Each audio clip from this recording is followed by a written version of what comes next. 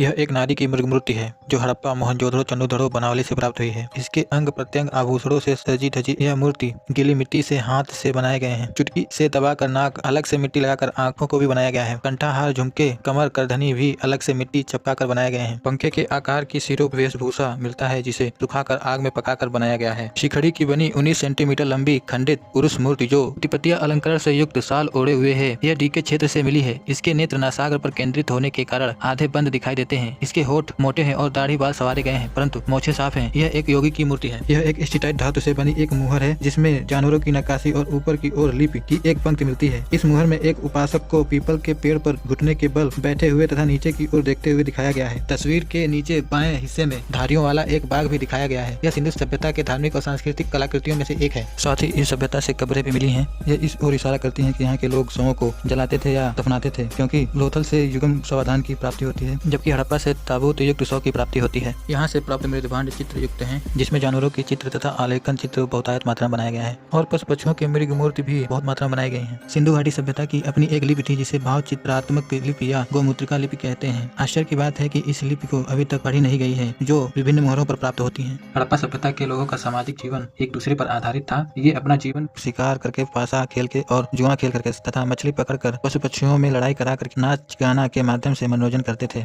महिलाओं के श्रृंगार प्रसाधन मोहनजोदड़ो, हड़प्पा और चन्नूदड़ो जैसे स्थलों से मिलते हैं, जिसमें मिट्टी के बर्तन, सिंदूरदानी, काजल, कंघी, चूड़ियां, मनके और कांच की सामग्रियां शामिल हैं और चन्नूदड़ो से लिपस्टिक के प्रमाण भी मिलते हैं। इनका आर्थिक जीवन वस्तु विनिमय, व्यापार, खेती पर आधारित था, क्योंकि मोहनजोदड़ो से प्राप्त मिट्टी के बैलगाड़ी और नाव तथा लोथल से प्राप्त गोदीवाड़ा एक बहुत बड़े व्यापार नेटवर्क की ओर इशारा करते हैं, जो समकालीन मिस्र की सभ्यता, चीन की सभ्यता और मेसोपोटामिया की सभ्यता के साथ रहा होगा। संभवतः मेसोपोटामिया के लोग सिंधु सभ्यता को ही मेलुहा कहते रहे होंगे। सिंधु सभ्यता की उत्पत्ति के संबंध में अलग अलग मत हैं, जिसमें स्वदेशी उत्पत्ति का सिद्धांत, दूसरा है पश्चिम एशियाई या ईरानी सिद्धांत, मेसोपोटामियाई सिद्धांत तथा द्रविड़ उत्पत्ति का सिद्धांत। इस सभ्यता पर सभी संस्कृतियों का समान प्रभाव पड़ा, परंतु इसको स्वदेशी उत्पत्ति का सिद्धांत कहना ज्यादा उचित मालूम पड़ता है। सिंधु सभ्यता के विघटन के बारे में पुरातत्ववेत्ताओं के मत एक नहीं है, इनके मत अलग अलग हैं, जो निम्नवत हैं। जलवायु परिवर्तन के कारण उपजी सूखा, बाढ़, महामारी, भूकंप तथा उनका एक स्थान से दूसरे स्थान तक पलायन और प्रशासनिक शिथिलता, विदेशी व्यापार में गतिरोध एवं भूतात्विक परिवर्तन आदि विघटन के प्रमुख कारण रहे होंगे।